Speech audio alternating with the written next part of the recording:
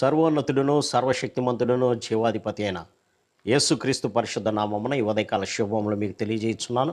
ఈ దిన దేవుని యొక్క వాక్య ధ్యానము, రేపటి దినమును గుర్చి అతిశయపడకము, ఏ దినమున ఏది సంభవించునో అది నీకు తెలియదు. సామెతల గ్రంథము 27వ అధ్యాయము 1వ వచనము.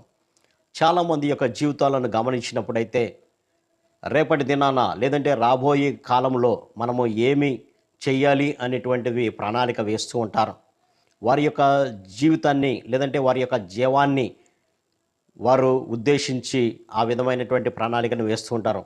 అయితే ప్రభు అంటున్నారు, ఏ దినాన ఏది సంభవిస్తుందో మీకు తెలియదు కాబట్టి మీ యొక్క జీవాన్ని బట్టి లేదంటే మీ యొక్క జీవితాన్ని బట్టి మీరు అతిశయపడకుడి అని అంటారు. యాకోబు పత్రిక 4వ అధ్యాయము 13వ వచనంలో ప్రభు మాట్లాడుతూ, నేడైనను రేపైనను ఒకనొక పట్టణమునకు వెళ్ళి అక్కడ 1 సంవత్సరం ఉండి వ్యాపారం చేసి లాభం సంపాదించుదాము రెండని చెప్పుకొని వాళ్ళ రేపేమి సంభవించునో మీకు తెలియదు, మీ జీవం ఏ పాటిది అని అంటారు.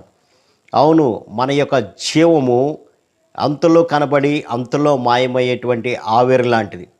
ఈ జీవాన్ని ఆధారం చేసుకొని నీ సొంత ఆలోచన ప్రకారము నీవు అతిశయిస్తూ అది చేద్దాం ఇది చేద్దాం అని అనుకుంటున్నావేమో, అటువంటి అతిశయము నీకు తగదు అని అంటున్నారు ప్రభు. ఎందుకని అంటే మీరు కొంతసేపు కనబడి అంతలో మాయమైపోయేటువంటి ఆవిరి వంటి వారు, అంతేకాకుండా మీ జీవము ఏ పాటిది అని అంటారు.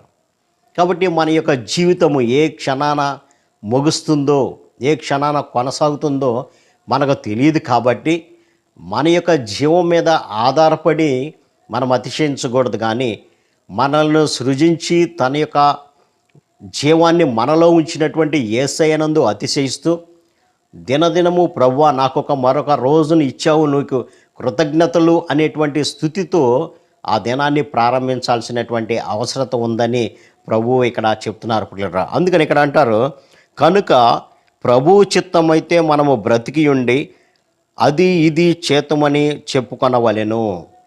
కాబట్టి ఈ జీవాన్ని ఇచ్చింది ప్రభువే, తీసుకునేది కూడా ప్రభువే. కాబట్టి ప్రభువా నీ చిత్త ప్రకారమే నేను జీవించినట్లుగా సహాయం దయచేయి, లేదంటే ఈ కార్యము చేయనట్లుగా సహాయము దయచేయి అని మనం ప్రార్థిస్తూ అనుదినము కొనసాగాలే. కానీ మన యొక్క జీవము చాలా గట్టిది, నేను సంవత్సరాలు నేను బ్రతుకుతాను అనేటువంటి ఒక డంబకరమైనటువంటి అతిశయకరమైనటువంటి మాటలు మీ నోటి నుంచి రాకూడదు అని అంటారు ప్రభు. అందుకని ఇక్కడ చూస్తే, ఇప్పుడైతే మీరు మీ డంబముల యందు అతిశయపడుతున్నారు, ఇట్టి అతిశయమంతయు కూడా చెడ్డది. కాబట్టి నీవు ఆలోచించే ఆలోచన విధానమంతా కూడా చెడ్డదే. ఎందుకంటే నీ సొంత జీవాన్ని బట్టి, నీ సొంత జీవితాన్ని బట్టి నువ్వు అతిశయిస్తున్నావు కాబట్టి. కానీ ఆ జీవితము లేదంటే జీవము ఎంతకాలం ఉంటుందో నీకు తెలియదు, సమస్తమేమో కూడా నా చేతిలోనే ఉంది అని అంటారు ప్రభు. కాబట్టి రేపటి దినాన్ని మనం అతిశయించకూడదు. ఒకానొక పట్టణంలో ధనవంతుడు ఉన్నాడు. తన యొక్క పంట విస్తారంగా పండింది. అయితే అతడు విస్తారంగా పంటనిచ్చినటువంటి దేవుణ్ణి మర్చిపోయాడు. తన యొక్క ఆస్తిని బట్టి అతిశయిస్తున్నాడు.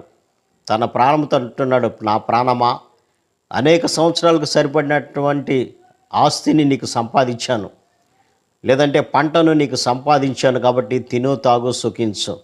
మానవుని యొక్క జీవితము తిను తాగు సుఖించు కాదు, కానీ తన యొక్క జీవాన్ని ఇచ్చినటువంటి దేవుణ్ణి అనుదినము స్తుతించాలి. కానీ దేవుణ్ణి మర్చిపోయాడు, తన కడుపే తన దేవుడు అనుకున్నాడు. ఆ విధంగా ఆలోచన చేస్తున్నప్పుడు ప్రభు అంటున్నాడు, ఓరి వెర్రివాడా, ఈ రాత్రే నేను నీ ప్రాణాన్ని అడిగితే నీ జీవము ఏ పాటిది, నేను తీసుకుంటే ఆ సంపాదనంతా ఎవరిదవుతుంది అని అంటారు ప్రభు. కాబట్టి మన యొక్క అతిశయము దేవుని యందే ఉండాలి, కానీ మన మీద ఉండకూడదు, మన యొక్క ఆస్తి మీద ఉండకూడదు, మన యొక్క జీవితం మీద ఉండకూడదని ప్రభు హెచ్చరిస్తున్నాడు. కాబట్టి మన యొక్క జీవితాన్ని పొడిగిస్తున్నటువంటి దేవుని యందే అతిశయపడదాం, మనల్ని మనం తగ్గించుకుందాం. అట్టి కృపా పరిశుద్ధాత్మ దేవుడు మనందరికీ దయచేయను గాక. ఆమేన్. ప్రార్థన. సర్వశక్తుడా, ప్రేమ గల మా తండ్రి, రేపటి దినాన్ని గురించి అతిశయించవద్దన్నావు ప్రభా.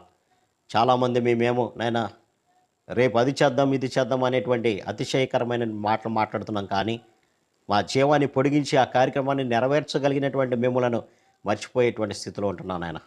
అటువంటి స్థితి మాకు ఉండకుండా ఎల్లప్పుడూ కూడా ప్రభు చిత్తం అయితే అది చేస్తాం ఇది చేస్తాం అనేటువంటి మాట మా నోటి నుంచి వచ్చినట్లుగా సహాయం దయచేయమని యేసు నామమున అడిగి వేడుకొంచున్నాం తండ్రి. ఆమేన్. God bless you.